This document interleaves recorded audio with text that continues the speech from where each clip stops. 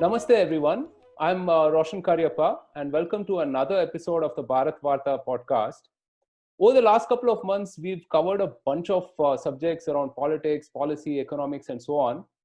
Today, we're going to focus on the arts and, in particular, how some of our best and brightest people are reviving age old cultural traditions in Indian classical music through new media and technology.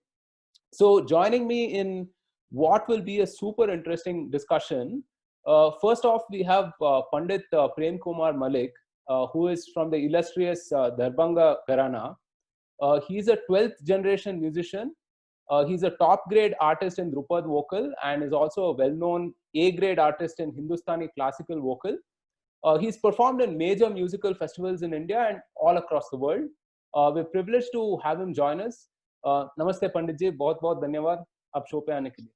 Next, we have Raksha Rao, who is a renowned Carnatic vocalist. I know her for many years now. She's lived in the US, relocated recently back here to focus on music full time.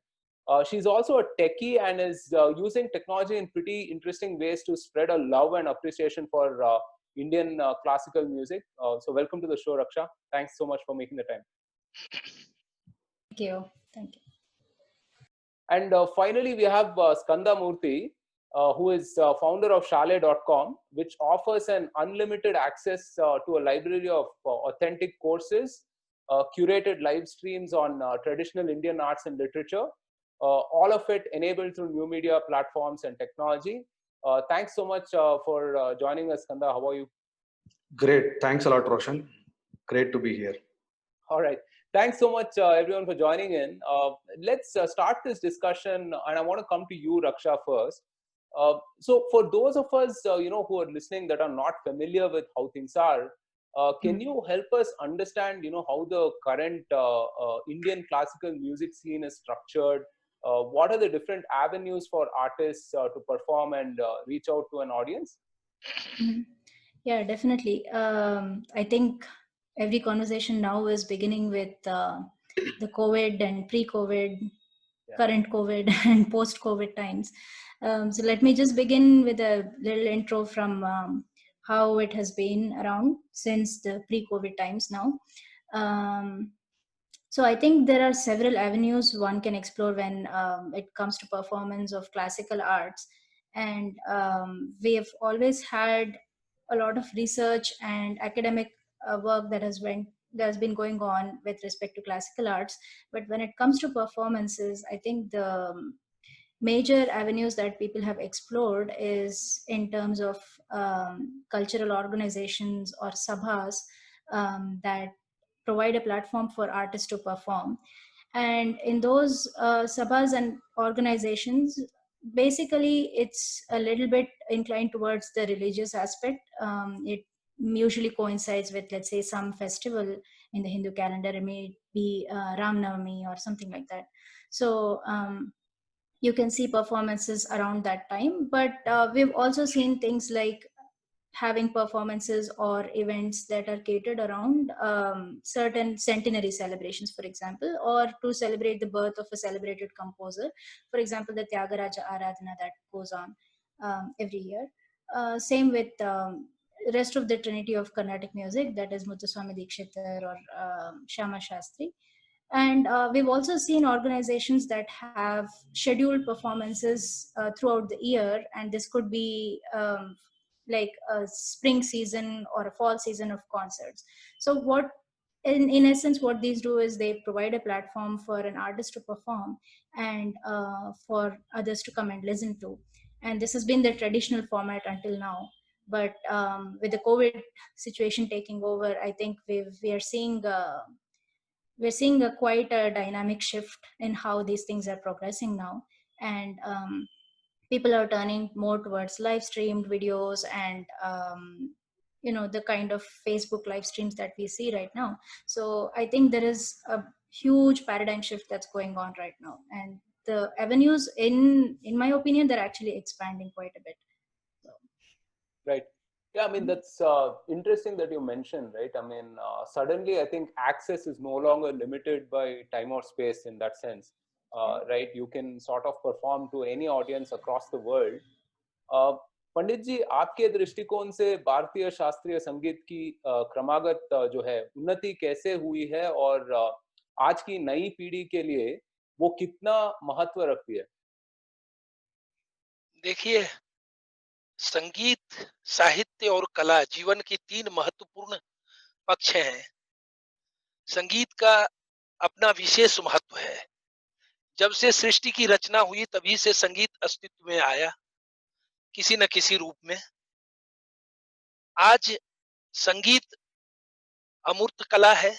इसकी अलग-अलग शाखाएं हैं। संगीत गीतम, वाद्यम तथा नृत्यम त्रय संगीत मुच्यते।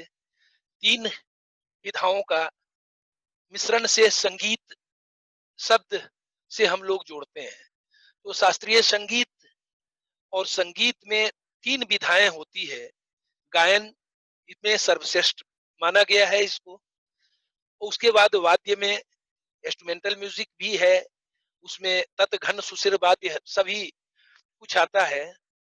और बाद में आप नृत्य को लीजिए, नृत्य भी संगीत की एक शाखा है, जो तीनों मिलके एक संगीत की ये है। जब जब भावों को अभिव्यक्त स्वर, लय और ताल में सब कुछ सामंजस्य होती है, तब संगीत कला का जन्म होता है। और उससे संगीत में हम कुछ करना चाहते हैं। पहले जो संगीत था वो मार्गी देसी संगीत, जाति गायन, जिसके अंतर्गत निबद्ध गान और अनिबद्ध गान ये होता था। प्राचीन काल में ये वैदिक युग की बात है। वैदिक युग में वेदों के उच्चारण में भी संगीत का एक कुछ पक्ष सुनने को मिलता था। पर उसके बाद ध्रुवा गीति आया। ध्रुवा गीति भी मंदिरों में गाने की प्रथा, मंदिरों से उठ के फिर राजाश्रय संगीत गया राजाओं के यहाँ। उसके बाद राजाओं के यहाँ से फिर स्कूल, कॉलेज, यूनिवर्सिटीज में वो विषय के रूप से जुड़ा। चूंकि आपको शायद पता होगा, वर्तमान में मैं 38 ईयर से लगभग इलाहाबाद विश्वविद्यालय में अध्यापन कर रहा हूँ, और इस समय मैं एचओडी के पोस्ट पर हूँ, वहाँ हेड ऑफ द डिपार्टमेंट। और संगीत को हम लोग पढ़ाते भी हैं कि संगीत है क्या। तो शास्त्रीय संगीत में भी अलग अलग विधाएं हमारे यहाँ। तो उत्तर भारतीय संगीत और दक्षिण भारतीय संगीत, ये दो हमारे यहाँ का संगीत बहुत सशक्त है अपने आप में, जो एक बहुत बड़ा अस्तित्व लेके सामने खड़ा है। उसमें ये प्राचीन काल से, प्राचीन समय से ये गायन शैली यहाँ भी रहा है। इस समय प्राचीन गायन शैली में जो जैसे जाति गायन थी पहले, जो मैंने बताया, हमारे उत्तर भारतीय शास्त्रीय संगीत के विषय की मैं बात करना चाहूंगा। इसमें ध्रुपद गायन शैली इस समय प्राचीन गायन शैली में लिया जाता है। अब वो सर्वविदित है, हम सभी जानते हैं इस चीज को कि ध्रुपद गायन शैली एक अति प्राचीन गायन शैली है। उसका आविर्भाव प्रबंध से हुआ, प्रबंध गायन शैली से। तो इसमें भी जैसे हमारे यहाँ संगीत की उत्पत्ति और गायन शैली का जो ये हुआ, इसमें 5 गीतियां हैं। शुद्धा, भिन्ना, गौरी, बेसरा, साधारणी। इन गीतियों के आधार पर संगीत की जो शैली है वो निर्धारित की गई। तो काफी कुछ संगीत में डेवलपमेंट हुआ। बहुत सारी चीजें लोग अपनी अपनी विधा को लेके, शास्त्रीय संगीत में चौमुखी संगीत है, जैसे ध्रुपद गायन शैली है। उसके बाद ध्रुपद के बाद ख्याल गायन शैली आया। वो एक जैसे इंसान कुछ बहुत एक चीज बार बार रिपीट होने के बाद कुछ चेंज करने का मूड होता है, तो उसको चेंज करने के लिए वो गायन शैली शायद बना होगा। लेकिन प्राचीन जो वर्तमान स्थिति में भी अपनी मूल को, लोग प्राचीन चीज को कभी भूलता नहीं, क्योंकि जो हमारी संस्कृति है, जहां से हम जुड़े हैं, ध्रुपद से ख्याल हुआ, फिर ख्याल गायन के बाद फिर ठुमरी गायन, उपशास्त्रीय संगीत जो है, फिर जो सुगम संगीत की गायन शैली। तो ये 4 शैलियां गायन के क्षेत्र में बना। उसकी अलग अलग जोनर, जैसे सब लोग उसके स्पेशलाइजेशन भी बने। किसी घरानों में हर गायकी का एक तालीम मिली, जैसे मेरे यहाँ दरभंगा घराने में सभी, क्योंकि हमारे यहाँ भी ग्वालियर से संगीत आया, तानसेन की के भतीजे से, सेनिया परंपरा से। तो वहां से जो आया, तो सदारंग अदारंग जी ख्याल के बहुत अच्छे रचनाकार थे। यद्यपि वो ध्रुपद गायन शैली ही करते थे अपने टाइम में, उस समय तक ध्रुपद की ही अस्तित्व रहा। बाद में वो जो है ख्याल गायन शैली आया, फिर लोगों का अपना, लेकिन ध्रुपद भी चल रहा था, अपना काम कर रही थी, जो गायकी अपने अपने अस्तित्व का है। जो इस समय की स्थिति है, जो आपने एक उसमें और भी प्रश्न किया है कि आज के युवा पीढ़ी और इन आज लोगों के ऊपर, यही आपने शायद संकेत किया था कुछ हाँ वही। जानने का। हाँ, तो युवा पीढ़ी आज भी जो संस्थाएं, जो संगीत की इंस्टीट्यूशन है, और जो घराने के जो लोग हैं अलग अलग, वो आज भी उनको प्रेरित कर रहे हैं, और वो आज भी सीखने के लिए आते हैं, भले ही वो कम संख्या में आए। लेकिन युग परिवर्तन होने के साथ साथ भारतीय शास्त्रीय संगीत भी अपनी शैली को जीवित रखने के लिए अलग अलग परंपरा, अलग अलग घराना इसमें बहुत अच्छा काम कर रही है। और हम लोग ये जानते हैं कि इनको शास्त्रीय संगीत की थोड़ा सा भी एक टच उनके अंदर आ गया, तो वो जरूर उसके प्रति आकर्षित होंगे, और उस संगीत के बाद ही कोई संगीत, दूसरी संगीत उनके जेहन में, उनके दिल में उतरेगा, जब शास्त्रीय संगीत स्वर का ज्ञान हो जाए, लय का ज्ञान हो जाए, उनको स्वर लगाने का तरीका मालूम हो जाए। आज के युवा तो और भी ज्यादा प्रतिभावान हैं, इतने टैलेंटेड हैं। ये न्यू टेक्नोलॉजी के जमाने में एक से एक चीज हम लोगों के सामने है, और ये इस वक्त जो है सारे लोग बहुत सारी चीजें इंटरनेट के माध्यम से भी जानकारी लेते हैं, लेकिन उतना समय नहीं देना चाहते। शास्त्रीय संगीत समय मांगती है, शास्त्रीय संगीत के लिए एक लंबा समय और एक तपस्या है, एक उपासना है, एक जैसे हमारे यहाँ अभी योगा दिवस आने वाला है, योग क्रिया है, नाद योगा है। तो ये एक प्रकार की, मतलब पूरी तरह से समर्पित भाव खोजता है, तब ये शास्त्रीय संगीत से और आगे मैं कुछ कर सकता हूँ, और भविष्य भी उसका आगे हो सकता है। तो ये आज के युवा पीढ़ी में टैलेंट की कमी नहीं है, भले ही समय के अभाव में वो बहुत ज्यादा समय न दे, लेकिन जो समय देते हैं तो आज भी वो अच्छा कर रहे हैं। ये हम लोग देख रहे हैं, हम लोगों के पास भी उसका भविष्य काफी उज्जवल है, ये हमें पूरी आशा और विश्वास है। बहुत बढ़िया आपने बोला। So, Skanda, I want to come to you, and Pandit ji spoke at length about the depth and how intrinsically linked music and arts in general is to life itself and the human experience, right? And you're doing some fantastic work. Kudos to you on reviving some of this cultural artifacts and traditions and so on. Right? If you could speak to that, I mean, that would be really helpful. If you could talk about your endeavors and also, broadly what is being done to revive the, cultural traditions. Sure. So Roshan, to give you a background, majority of the organizations that Raksha was talking about are non-profit. So most of these are reliant on the government funding or funding from public per se. There is no corporate funding as such,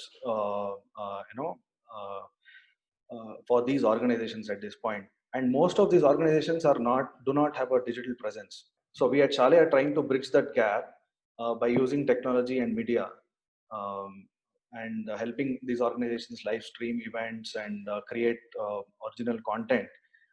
So that's the gap we are trying to fill. So there's a lot to be done regarding the arts which need to be put out. From Shale's perspective, we have been streaming events, basically reaching all these events which were physically happening and virtually inaccessible.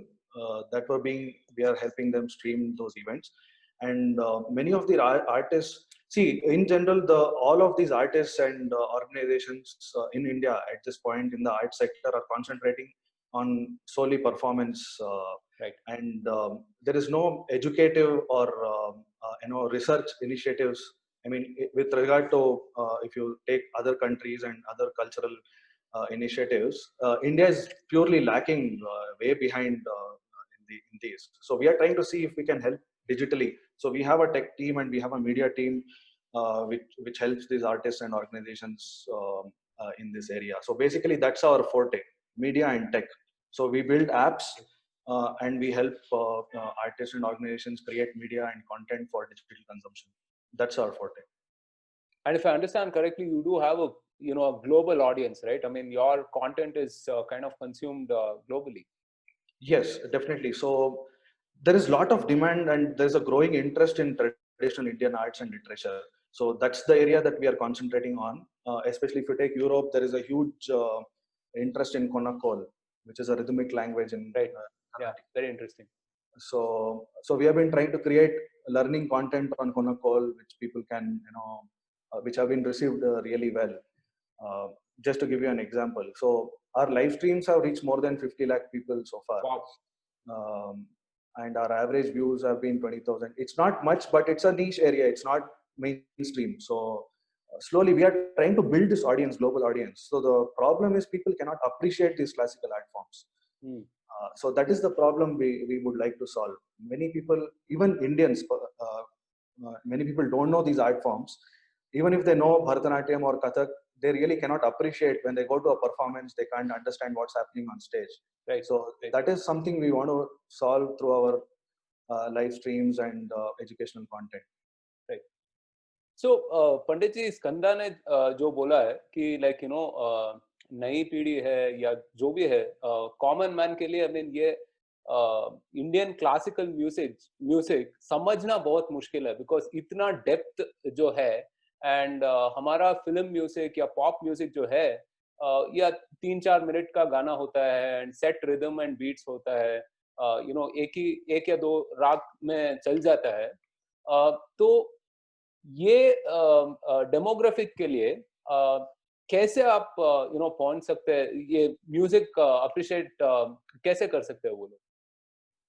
देखिए, सबसे पहले तो उनको उस माहौल, उस environment में, उस वातावरण में बैठना, अगर वो उस महफिल में, संगीत की गोष्ठी में कुछ बैठना चाहेंगे, सुनना चाहेंगे और सीखने की इच्छा करेंगे, तो सबसे पहले तो उस आयोजन में उनको बैठना चाहिए, सुनना चाहिए.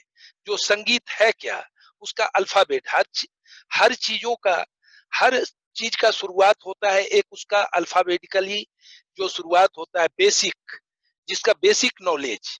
स्वर हमारे इंडियन क्लासिकल म्यूजिक में 7 नोट है, जो उत्तर नॉर्दर्न इंडियन म्यूजिक में 7 नोट है जो शुद्ध स्वर है, और 5 नोट्स विकृत स्वर है. वही नोट्स लगभग पूरे विश्व के संगीत में है. लगने का ढंग भले ही अलग होगा, और उसको समझना, चूंकि कोई न कोई जो भी संगीत वो करते हैं, वो भी किसी न किसी स्वर के आधार पे ही वो गाने बने हैं. चाहे वो फिल्म के कोई सॉन्ग हो, चाहे कोई भजन गीत हो, या चाहे कोई पॉप म्यूजिक हो, उसमें भी कोई स्वर है, लेकिन उनको पता नहीं है कि इसमें कौन सा स्वर लगता है.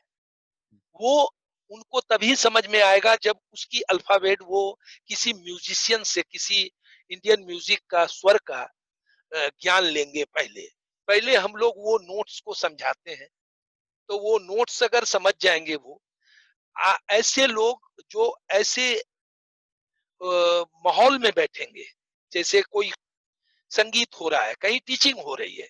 देखिए, ये समझने की चीज है। परफॉर्मर तो अपने मूड में गाएगा, अपने फॉर्म में गाएगा, अपनी जोश में गाएगा, जो उसको अच्छा प्रभाव देना है, और वो अपनी सोच से गाएगा। लेकिन जब लोग टीच करता है तो स्टूडेंट के लेवल में आके, उसके लेवल में आके उसको समझाने की कोशिश करता है कि ये यहाँ से ये स्वर लगेगा तो ऐसे बदलेगा। उसको उसको एक मार्ग दिखाता है, वो मार्ग दिखता है उससे कि हाँ ये स्वर इसके आधार पे है। तो जब तक वो उसको सीखने की चेष्टा नहीं करेंगे, जब तक वो उनके अंदर वो चीज नहीं आएगी कि मुझे ये एडॉप्ट करना है, इसको लेना है, तभी वो संगीत के विषय में जान पाएंगे। वरना सुन के तो फिल्मी गाने 3-3 मिनट के होते हैं, उसको गा सकते हैं। वो भी आजकल के, वो पुराने फिल्मी गाने अगर होंगे जो राग पे आधारित होता था, ये मैं बात कर रहा हूँ 60s के दशक में, जब 60 से 80s के दशक की जो फिल्म हुई, उसमें मेनली क्लासिकल म्यूजिशियन का, उसमें ऐसे ऐसे कंपोजर थे जिन्होंने उसको म्यूजिक दिया। गीतकार कोई और थे, संगीतकार कोई उस समय ऐसे थे कि जो उनको शास्त्रीय संगीत का बहुत ज्ञान था। हाँ, 50s से लेके आप 80s 90 तक के दशक में भी आप देखेंगे, इधर जो 20-30 सालों में परिवर्तन हुआ, ये काफी कुछ परिवर्तन हुआ। तो जब तक संगीत की बेसिक नॉलेज नहीं लोगों को होगा, तो वो 3 मिनट के गाने, में ये कह रहा था कि वो 3 मिनट के गाने तो वो सुन सुन के रिकॉर्डिंग से गा सकते हैं, नकल करके, फॉलो करके। Correct. लेकिन शास्त्रीय संगीत को बिना सीखे नहीं गा सकते। अगर वो कोई राग पर्टिकुलर है कि ये यमन है, तो यमन में एक तीव्र मध्यम लगता है, बाकी सारे स्वर शुद्ध लगता है मेरे उत्तर भारतीय संगीत में, तो उसको उसी तरह उनको गाना पड़ेगा, उसी तरह स्वर लगाना पड़ेगा, तभी वो यमन होगा। अगर उसमें सारे स्वर शुद्ध हो जाएंगे तो वो बिलावल हो जाएगा, वो यमन नहीं होगा। उसमें तीव्र मध्यम लगता है, बाकी सारे स्वर शुद्ध लगता है। तो ये सीखने की चीज है। अब वो सुन के भी फॉलो करने की चीज है कि उसको सुन के वो याद कर लेंगे। तो इसके लिए समय की जरूरत होती है, जो आज के युवा पीढ़ी उतना नहीं देना चाहते। कम समय में बहुत कुछ करना चाहते हैं। अब बहुत कुछ हो जाए, थोड़ा वो भी हो जाए, थोड़ा वो भी कर ले, थोड़ा कंप्यूटर का भी ज्ञान हो जाए, थोड़ा मैं हर चीज का नॉलेज। टेक्नोलॉजी तो बहुत डेवलप हुआ, लेकिन जो विषय है अपने आप में बहुत अनलिमिटेड है, उसको कोई लिमिटेशन उसमें नहीं है। उसमें जितना लोग समय देगा उतना ही उसमें अच्छा कर सकता है। Right. तो अगर वो संगीत की सीखा हुआ विद्यार्थी नहीं होगा, जिनको शास्त्रीय संगीत का नॉलेज, तो उनका स्वर कहीं ना कहीं थोड़ा फर्क जरूर होगा, कि इनका सुर नहीं लग रहा है, कहीं कहीं ये थोड़ा लय में इनका नहीं आ रहा है, लय कट जा रहा है, ताल में कट जा रहा है। तो लय और स्वर, स्वर लय ताल, ये जो 3 महत्वपूर्ण पक्ष है हमारे संगीत का,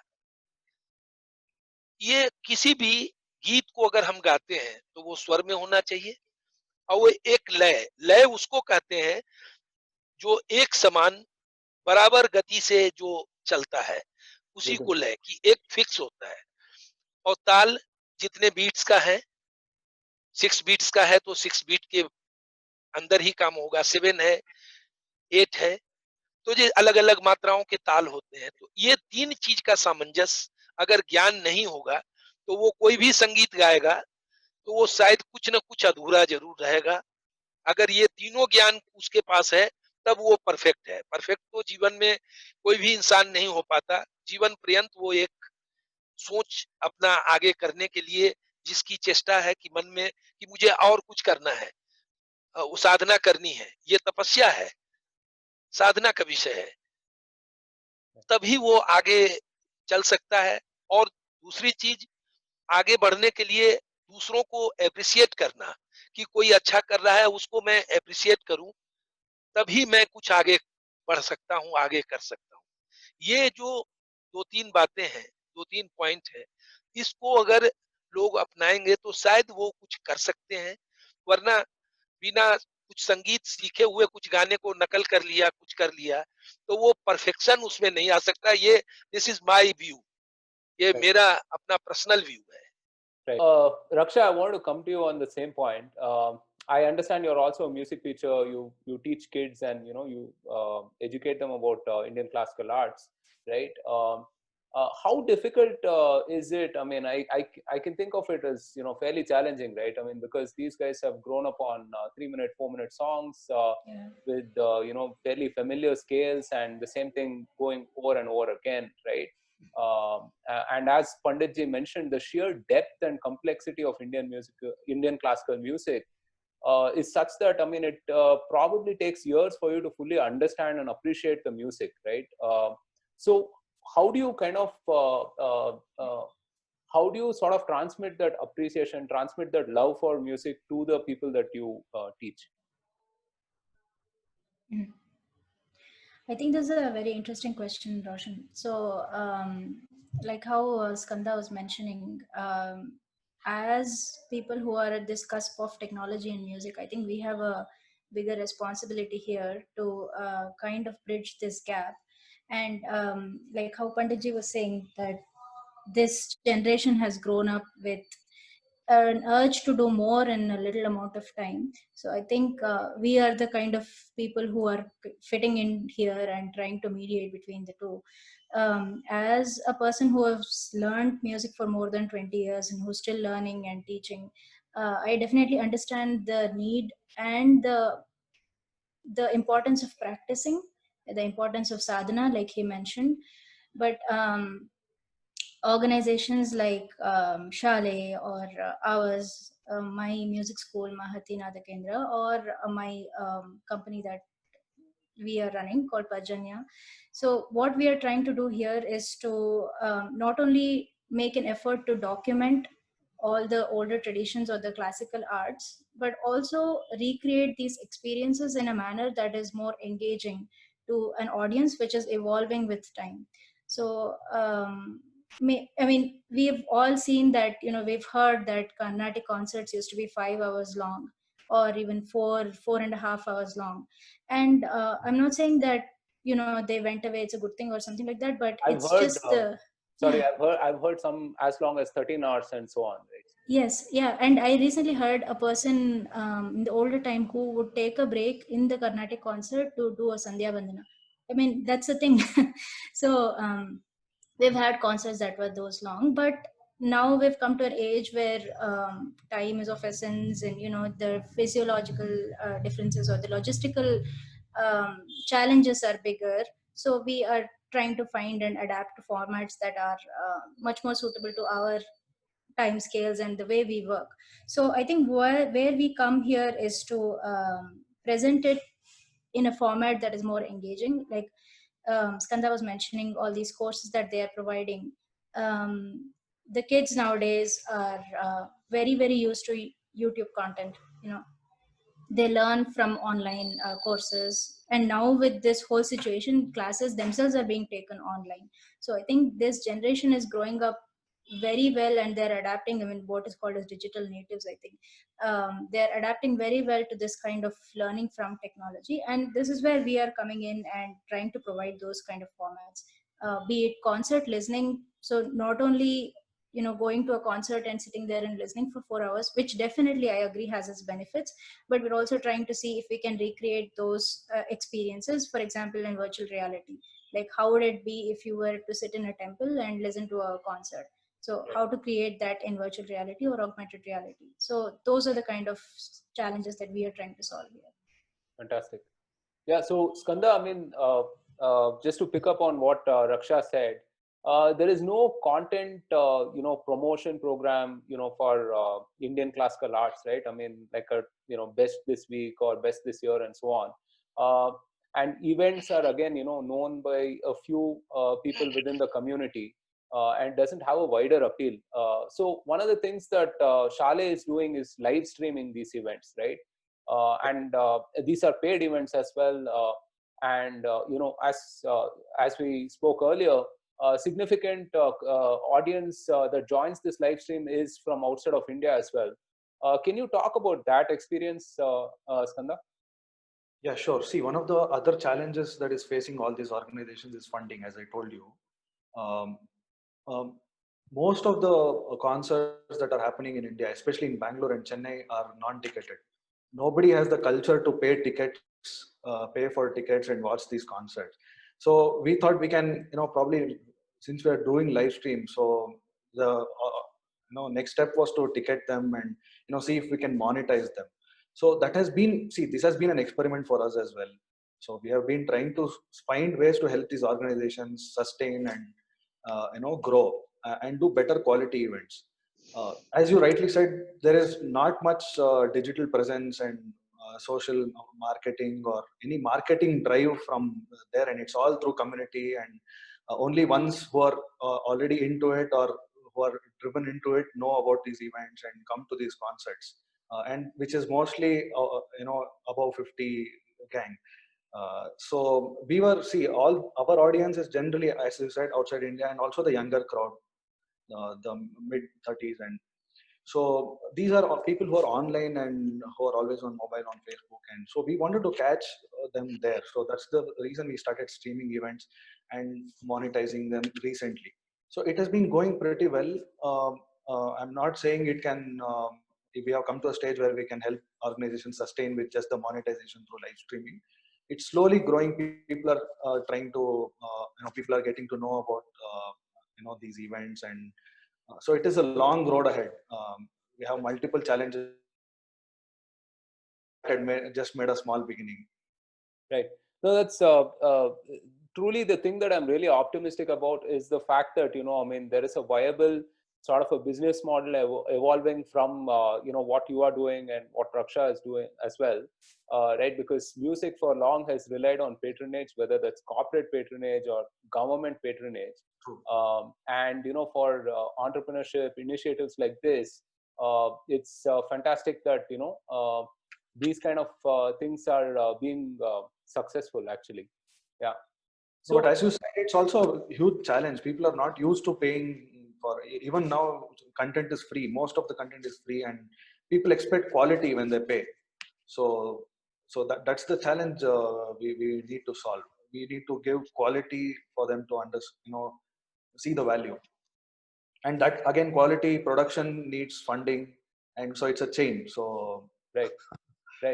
Yeah, I mean, sure. I mean, the paying audience is limited, but I would say, I mean, it's growing, right?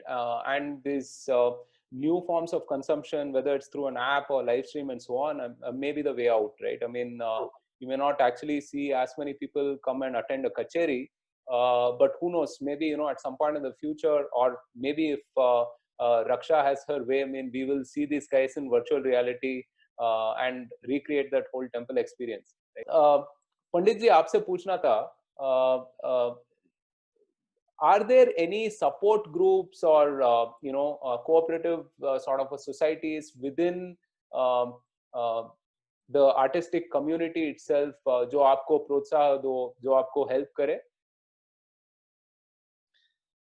ये कुछ ऐसी इंस्टीट्यूशन है, कुछ ऐसी गवर्नमेंट की ये संस्था है, जैसे संगीत नाटक एकेडमी है न्यू दिल्ली, वहां से बहुत सारे ऐसे कल्चरल प्रोग्राम ऑर्गेनाइजेशन होता है जिसमें हर फील्ड के, जैसे इंडियन क्लासिकल म्यूजिक में भी, डांस में भी और कर्नाटक म्यूजिक में भी, वो चूंकि वो जो नेशनल संगीत नाटक एकेडमी है, तो वो पूरे भारतवर्ष में जितनी भी संगीत की विधाएं हैं, जितनी भी अलग अलग, जैसे कर्नाटकी म्यूजिक है, उड़ीसी डांस है, और फोक है, आपके जैसे कुचिपुड़ी है, कथकली है, ये सब है, जितनी भी चीजें हैं, क्लासिकल म्यूजिक में ध्रुपद है, ख्याल है, हाँ, तो ये सारे म्यूजिक के ऊपर उनका कुछ ऐसा कॉन्सेप्ट होता है कि हर जगह, हर सिटी में, बड़े बड़े सिटी में वो ऑर्गेनाइजेशन करते हैं अपना, वहाँ आर्टिस्ट को जैसे 1 by 1, किसी को इस साल दिया तो किसी को अगले साल चांस दिया, किसी को उसके, क्योंकि आर्टिस्ट भी बहुत, आर्टिस्ट कम्युनिटी भी तो बहुत लंबा लाइन है, ऐसा नहीं है, हर फील्ड में ऐसा नहीं कि मतलब मेरे इंडियन क्लासिकल म्यूजिक में ही मैंने बताया आपको कि चार जो है अलग अलग विधाएं हैं, अलग अलग जोनर्स हैं, जैसे डांस के अलग हैं, परकशन के अलग हैं, इंस्ट्रूमेंटल के अलग हैं, और वोकल के अलग हैं। वोकल में भी चार विधाएं अलग अलग। तो वो जब जिस चीज का कोई पर्टिकुलर, जैसे कोई ऐसी ऐसी कोई आयोजन करते हैं जिसमें केवल उनको ओल्डेस्ट म्यूजिक जैसे ध्रुपद को रखना है, तो उसमें केवल ध्रुपद के ही लोग वहां जाएंगे। कहीं ख्याल को पूरा फोकस करना है तो ख्याल वाले जाएंगे। तो इस तरह से बहुत ऐसी संस्था जैसे मिनिस्ट्री ऑफ कल्चर इसको भी ऑर्गेनाइज करती है। और हर जगह के कल्चरल मिनिस्टर जैसे एमपी गवर्नमेंट में भी बहुत सारे, महाराष्ट्र में भी, हाँ, जोनल सेंटर्स जो है इसमें भी बहुत सारे प्रोग्राम ऑर्गेनाइज करते हैं। तो ये भी अलग अलग विधाओं के लिए करते हैं। ऐसा नहीं कि हमेशा क्लासिकल के लिए ही करेंगे। आईजीएनसीए है, Indira Gandhi international centre, national centre for performing art, जो दिल्ली में है, ये लोग भी करते रहते हैं। इस तरह से अगर ऑल इंडिया रेडियो देखिए तो दूरदर्शन, उसकी भी ऑर्गेनाइजेशन होता है, national programme of music.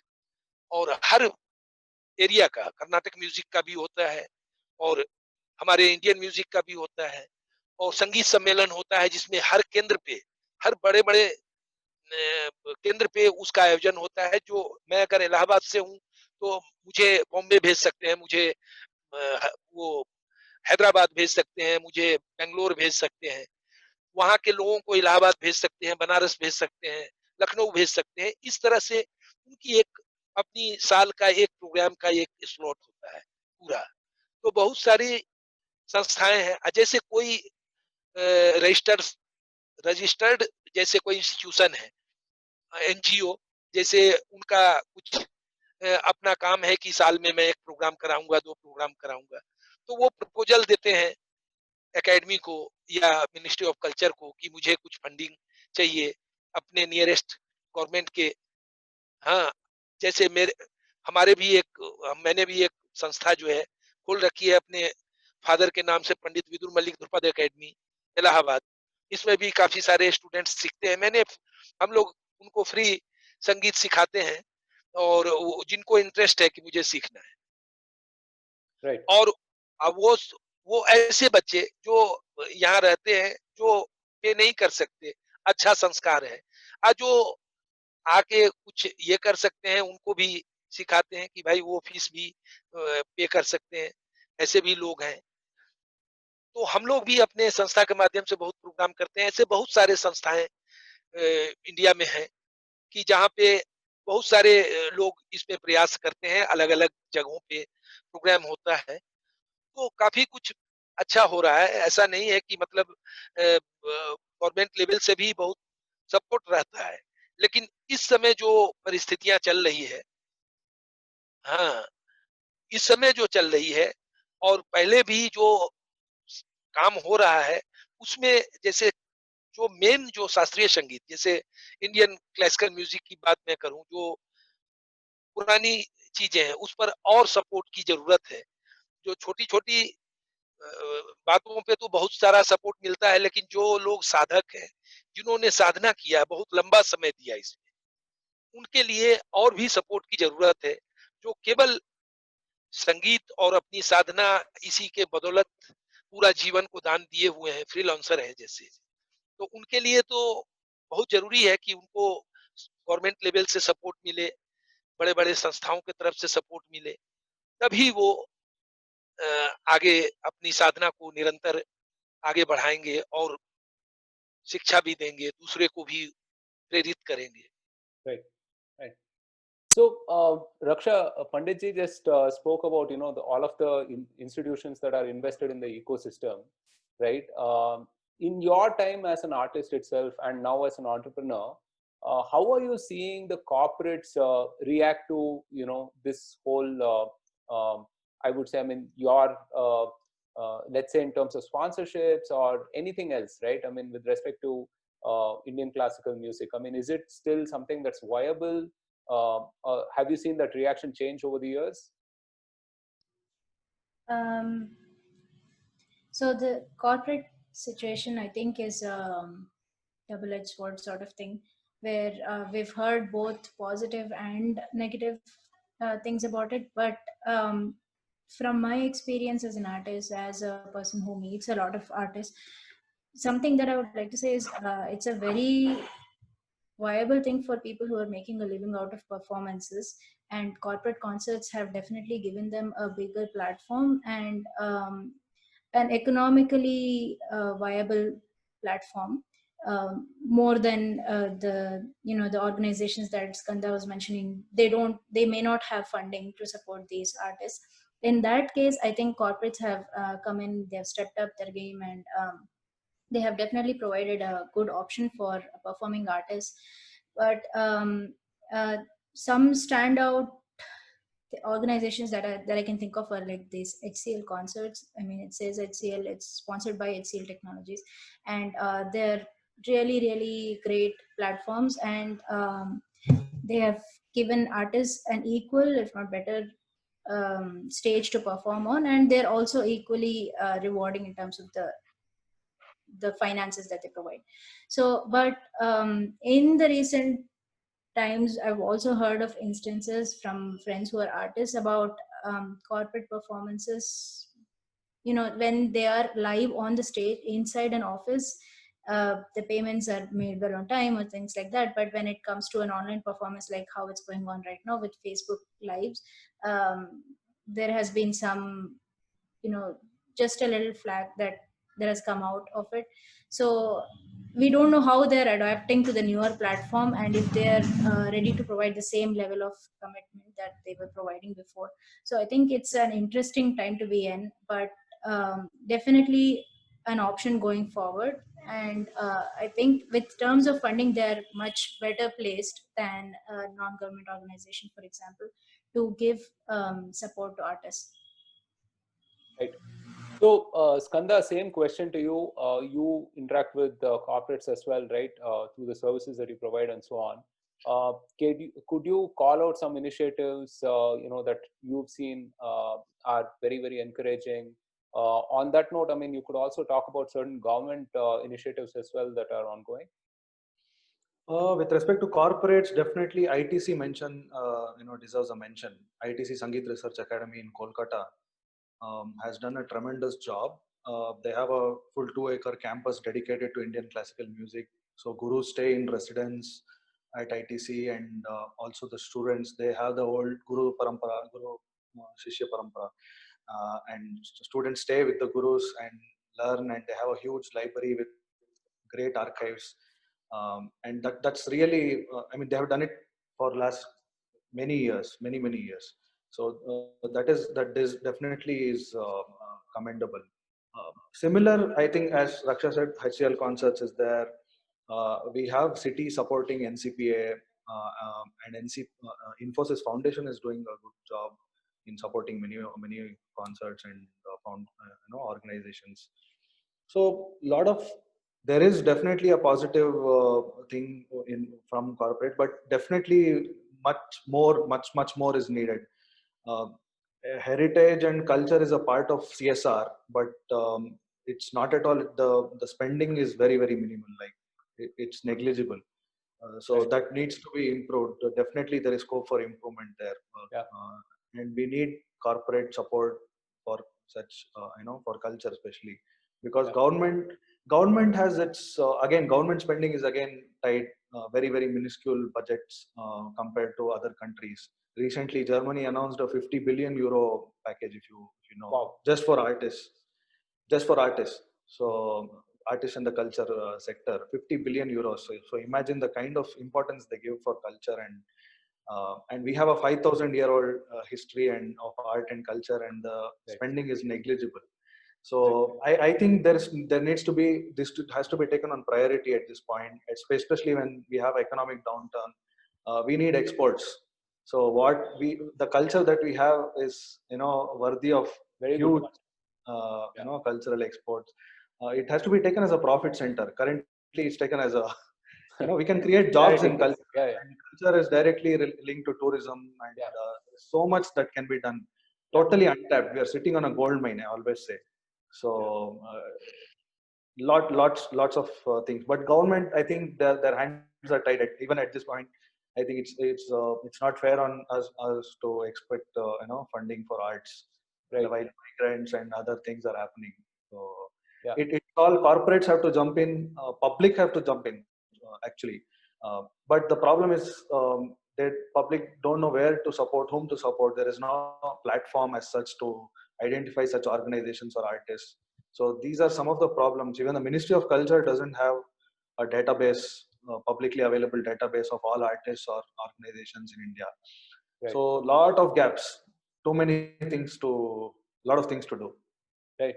No, I mean, I could not agree more with what you said, which is that culture could be one of our biggest exports, right?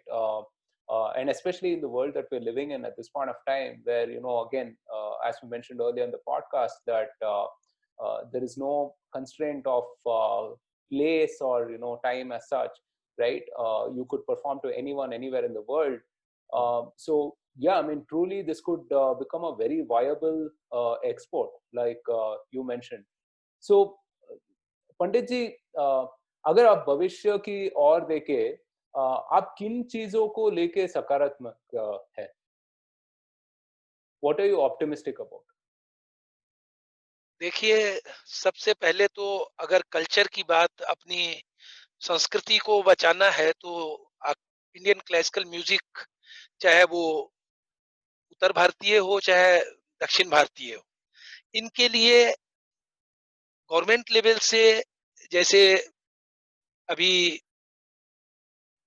बात हो रही थी संगीत रिसर्च एकेडमी, वहां सचमुच गुरु शिष्य परंपरा की एक ऐसी व्यवस्था की गई है, जो वहीं रेसिडेंस, वहीं पे स्टूडेंट रहेंगे, उनके कुछ कुछ स्टूडेंट हर गुरु के पास कंटिन्यू सीखने के लिए, कि मतलब अपने विधा को वो काफी आगे ले जाएं, इसके लिए वहां वो संगीत रिसर्च एकेडमी वो व्यवस्था बनाई है।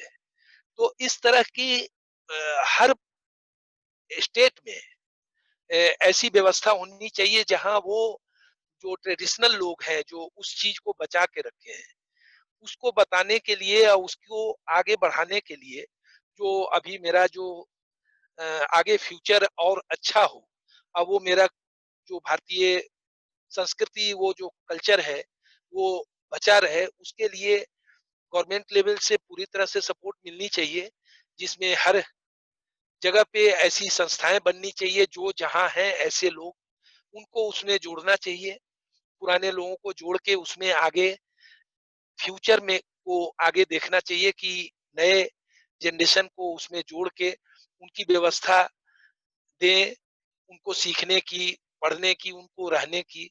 ये गवर्नमेंट लेवल से सपोर्ट के बगैर नहीं हो सकता, क्योंकि एक आर्टिस्ट अपने लाइफ में अपने ही लिए सिक्योर, आज के इस समय कोविड-19 में देख लीजिए कि कितना समस्याएं आ रही है, कि हर चीज ये हम लोग ऑनलाइन काम कर रहे हैं, सब बिल्कुल एकदम, कोई इसमें किसी को कोई फीस नहीं, किसी कलाकार को किसी पेज पे गाना भी है तो वो अपने आप से इसको खत्म करने के लिए, कि मैं अपनी साधना से, अपने संगीत से कितना आराधना करूं, क्या करूं, कितना भजन के रूप में या क्लासिकल के रूप में या डांस के रूप में, हर संगीत से इन चीजों को, कि कैसे हम लोग फिर सामान्य जनजीवन में, जैसे मेरी अपनी जो रेगुलर लाइफ थी, जैसे मैं चल रहा था, वैसे आ जाए कि मेरा सब काम हो। वो पूरी तरह से पूरे जनजीवन को अस्त व्यस्त कर दिया, इसमें कोई भी काम नहीं हो रहा है, सब काम ऑनलाइन हो रहा है, ऑनलाइन। और मेरा संगीत ऑनलाइन कितना सक्सेस होगा, ये भी एक बहुत बड़ा प्रश्न है, क्योंकि गुरु शिष्य परंपरा तो सीना व सीना तालीम, सामने सामने बैठ के सीखने पढ़ने की चीज है।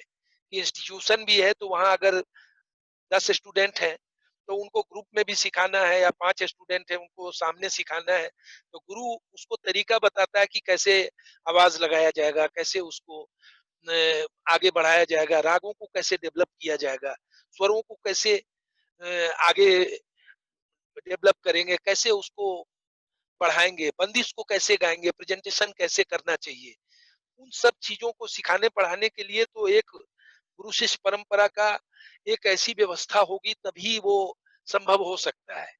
ऑनलाइन तो 1 by 1 स्काइपी से हो सकता है, चाहे ये जूम ऐप का हम लोग जैसे इस्तेमाल करते हैं, कुछ ऐसी मीटिंग होती है, कुछ ऐसी चर्चाएं होती है सांगीतिक, कोई म्यूजिकल टॉकिंग हो रही है तो सब लोग टॉक कर बातचीत कर रहे हैं एक दूसरे से।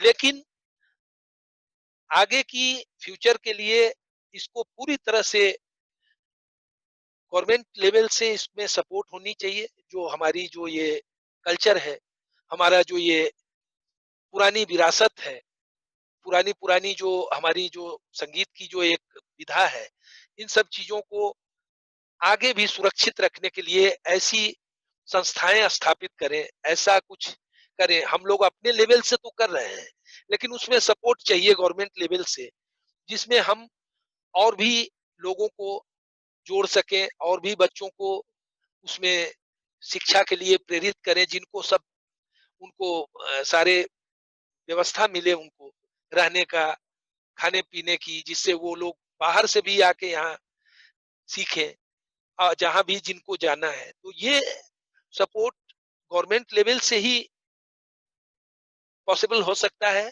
और ये प्राइवेट कोई भी व्यक्ति कितना किसको सपोर्ट कर सकता है।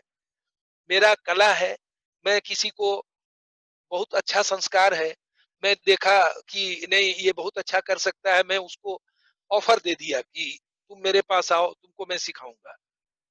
तो ये तो संभव हो सकता है, लेकिन वो तभी संभव हो सकता है कि जब वो उसको वहां कैसे रहेगा, कहाँ रहेगा, उसकी व्यवस्था कौन देखेगा। उसके लिए जो एनजीओ जैसे जो लोग बिल्कुल एकदम उसमें कोई प्रॉफिट नहीं है उनकी, वो केवल संस्था चला रहे हैं, तो उनको गवर्नमेंट अगर मदद करेगी तो वो और भी कुछ अच्छा कर सकते हैं। इसके लिए पूरी तरह से हमको गवर्नमेंट का सपोर्ट चाहिए और आर्टिस्टों को आगे ले जाने के लिए गवर्नमेंट लेवल से पूरी तरह से सपोर्ट चाहिए, जो फ्यूचर इसका ब्राइट हो और आगे भी ये अच्छा हो सके। बहुत अच्छा। तो शायद इस माध्यम से गवर्नमेंट तक पहुंच जाएगा आप जो विषय आप कहे अभी। तो Raksha, it's customary for us to end the podcast on a very optimistic note, right? Although I think broadly we have been on that tone itself, right? But I can't resist asking you to perhaps sing a couple of verses for those of us who are listening, for all of our listeners, basically. Sure, Roshan. This is a composition of Sri Purandara Dasaru, who is one of our biggest Haridasas, and the contributions of Purandara Dasa to our music is immeasurable. So I'd just like to end this with a few lines. It says, Hari ninnolumevo aguvatanaka, aritu summaniruvudu lesu. So without the grace of God, nothing really happens. So we have to put our faith and see what comes up next. So I'd just like to end it here. It's a rag. The raga is called Padyoda Kanti, and the music composition is by my Guru Sri Tirumala Srinivas Chami sir. Hari ninnolu meyo aguvatanaka, Hari ninnolu meyo aguvatanaka, Haritu summane iruvudelesu, Hari ninnolu meyo aguvatanaka, Haritu summane iruvudelesu, ಮರಳಿ ಮರಳಿತಾ ಪಡೆಯದ ಭಾಗ್ಯಕ್ಕೆ, ಮರಳಿ ಮರಳಿತಾ ಪಡೆಯದ ಭಾಗ್ಯಕ್ಕೆ, ಹೊರಳಿ ಹೊರಳಿ ಹತ್ತರೆ ಬಂದಿದೆ, ಮರಳಿ ಮರಳಿತಾ ಪಡೆಯದ ಭಾಗ್ಯಕ್ಕೆ, ಮರಳಿ ಮರಳಿತಾ ಪಡೆಯದ ಭಾಗ್ಯಕ್ಕೆ, ಹೊರಳಿ ಹೊರಳಿ ಹತ್ತರೆ ಬಂದ ಬಂದಿತೆ ಹರಿ ನಿನ್ನೊಲುಮೆಯು ಆಗುವ ತನಕ ಅರಿತು ಸುಮ್ಮನೆ ಇರುವುದೇ ಲೇಸು.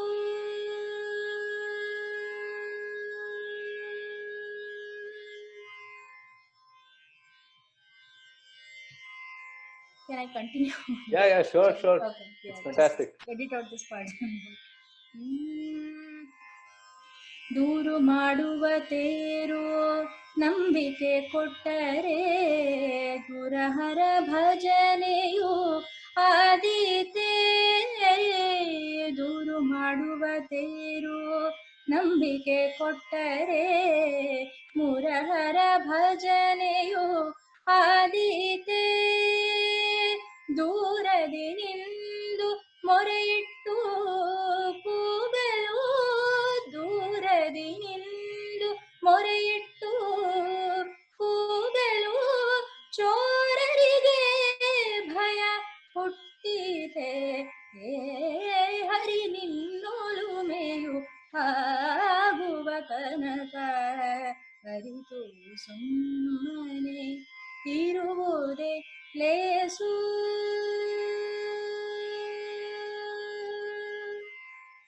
ಮುನಿಸಿಂದ ಬೈದಾಡುತ್ತಲಿದ್ದರೆ ಮುರಹರ ಭಜನೆಯು ಆದೀತೆ. ಮುನಿಸಿಂದ ಬೈದಾಡುತ್ತಲಿದ್ದರೆ ಮುರಹರ ಭಜನೆಯು ಆದೀತೆ. ಅನುದಿನ ನಮ್ಮ ಪುರಂದರ ವಿಠಲನ ವಿಠಲ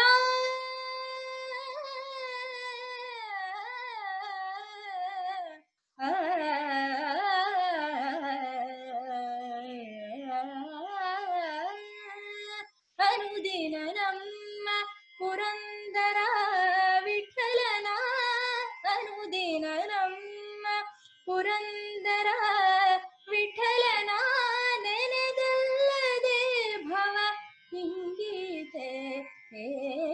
ಹರಿ ನಿನ್ನೊಲುಮೆಯು ಆಗುವ ತನಕ ಅರಿತು ಸುಮ್ಮನೆ ಇರುವುದೇ ಲೇಸು.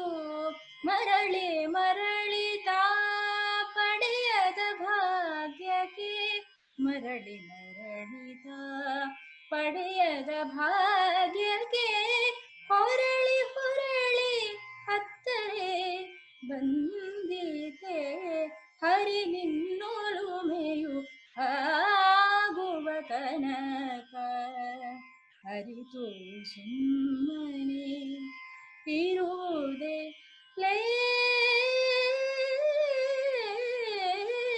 ಲೇಸು.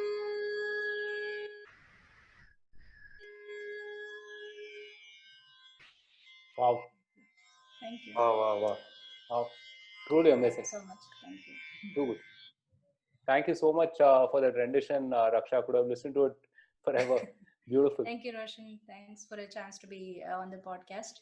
Really love being here and meeting everybody else. Right. So before we leave, पंडित जी आपसे भी एक अनुरोध है, अगर आप हमारे दर्शकों के लिए कुछ अगर गा सकते हैं तो उनके लिए बहुत बढ़िया अनुभव होगा. बिल्कुल बिल्कुल गा सकते हैं. थोड़ा एक चूंकि प्राचीन शैली को मैं ध्रुपद शैली में ही एक बंदिश में आपको सुना रहा हूं, चूंकि ये तो देवी देवताओं के लिए स्तुति के रूप में भारतीय संगीत की सबसे प्राचीन विधा है. थोड़ा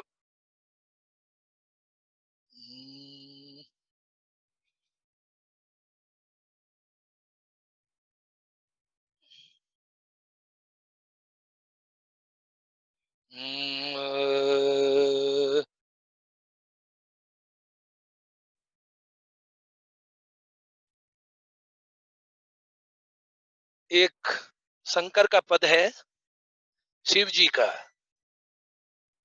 राग शंकरा में. हमारे उत्तर भारतीय संगीत में इसको शंकरा कहते हैं, उसको कर्नाटकी में कुछ और नाम है. पर मेरे यहाँ ओ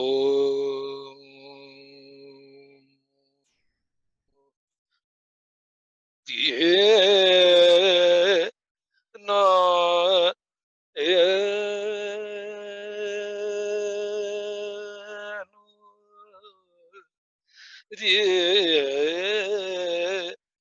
ना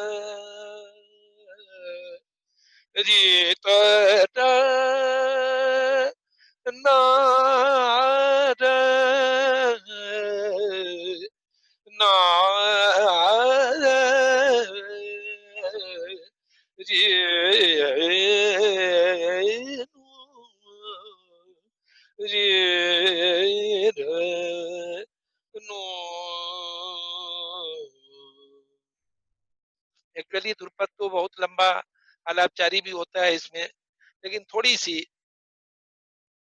ये दान हरी रा रा ना तो ना ना ना रा ना रा ना ना री रा रा ना तो ना ना री रा दान हरी रा रा ना ता ना ना री रा रा रा ना ना तो ना ना री रा रा दान हरी ना ता ना ना ना री रा रा रा ना रा ना ना री ना नी रा दान री रा रा दान री नो नी रा रा दा ना री रा रा दा नी रा रा दान री रा रा दा रे नो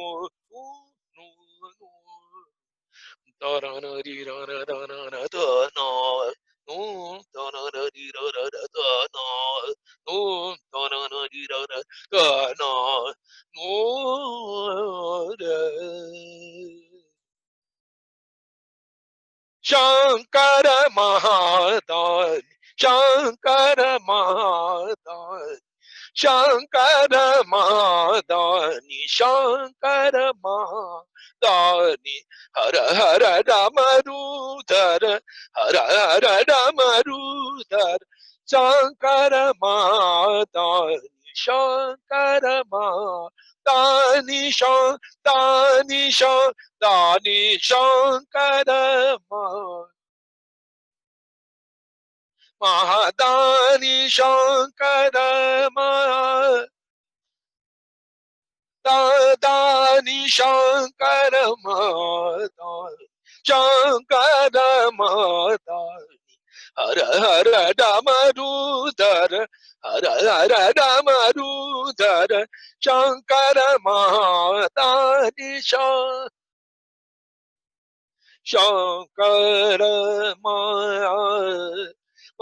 दानी दानी दानी शंकर शंकर दानी दानी शंकर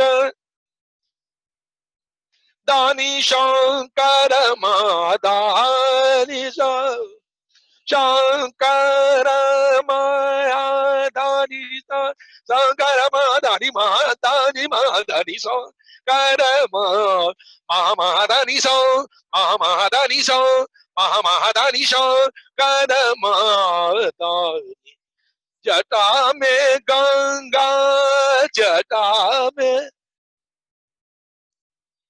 गंगा जटा में गंगा गंगा जटा में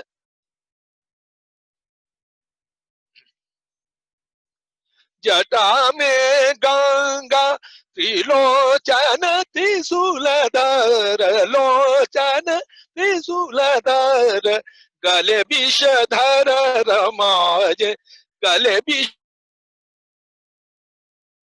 विषधर रमाज शंकर महादानी महादानी महादानी महादानी शंकर शंकर महादानी शंकर महादानी महादानी शंकर महादानी शंकर महादानी दानी शंकर महादानी शंकर महादा दानी शंकर महादानी शंकर महादानी दानी शंकर महादानी दानी दानी शंकर शंकर महादानी शंकर महादानी दानी दानी दानी दानी दानी दानी शंकर महादानी शंकर महादानी शंकर शंकर शंकर शंकर शंकर महादानी हर हर डमरूधर हर हर डमरूधर शंकर महादानी शंकर महादानी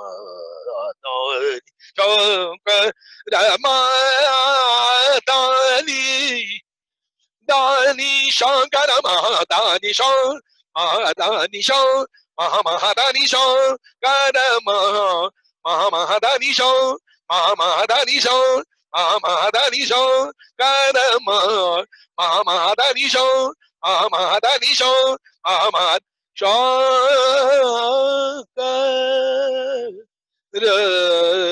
महादानी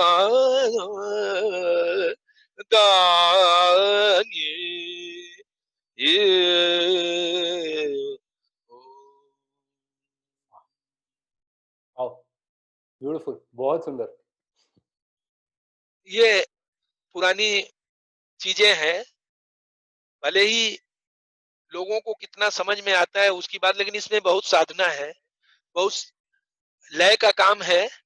जो अगर लय को लोग नहीं समझेगा, 10 बीट्स में ये कंपोजिशन था, चूल ताल में, वो ताल देके मैंने उसको, लेकिन बिल्कुल एक्यूरेट, जो मैंने शुरू में बात कही थी कि स्वर, लय और ताल, ये हमारे संगीत की मुख्य 3 पहलू बहुत इंपॉर्टेंट है। कोई भी बंदिश हो तो वो स्वर में हो और उसके अंदर ताल भी समाहित हो, ताल के अंदर हो, और लय में हो। अगर एक लय में शुरू हुआ तो वहीं से मैंने सारा, उसमें लयकारी भी की, तिहाई भी की, तो उसी लय में की। और ये एक साधना है, तपस्या है, इसको निरंतर करने का चीज है। ये 1-2 दिन की साधना नहीं होती, वर्षों बीत जाता, 20 साल 25 साल लोग कंटिन्यू गाते हैं तो शायद उसमें कुछ परफेक्शन आता है, और जीवन पर्यंत लोग अपने आप को साधना में लगाए रहते हैं, तब वो एक सार्थक, एक साधक संगीत शायद उस दर्जे में कोई नाम लेता है खुद से। तब भी लोग, जो सही लोग हैं, वो खुद से नहीं कहेगा कि मैं बहुत अच्छा हूँ। वो लोग, जो लोग इस चीज को कहते हैं कि मैं जो हूँ तो कोई नहीं है, ऐसा नहीं होता। मैं तो कोई है ही नहीं, मैं तो शब्द कोई नहीं है, वो तो ऊपर से मिला है, जिसको जितना मिला वो कर रहा है। आगे बढ़ने के लिए दूसरे को अप्रिशिएट करना पहले आना चाहिए, कि दूसरा भी कर रहा है, वो भी कुछ किया है तभी कुछ कर रहा है।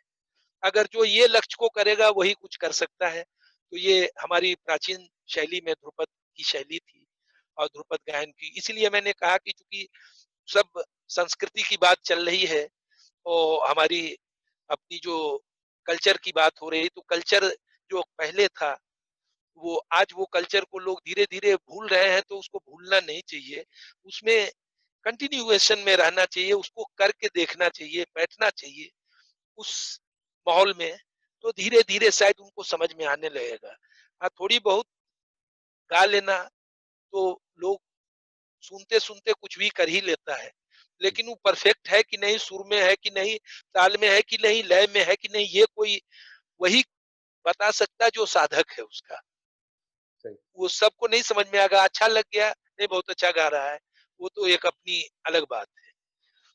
तो ये थोड़ा सा जो भी हम लोगों को मिला हुआ है, आपने बहुत अच्छा संयोग किया, स्पेशली थैंक्स टू यू कि आपने इसको पहले से प्लानिंग किया, हमें सूचित किया, इंफॉर्मेशन किया।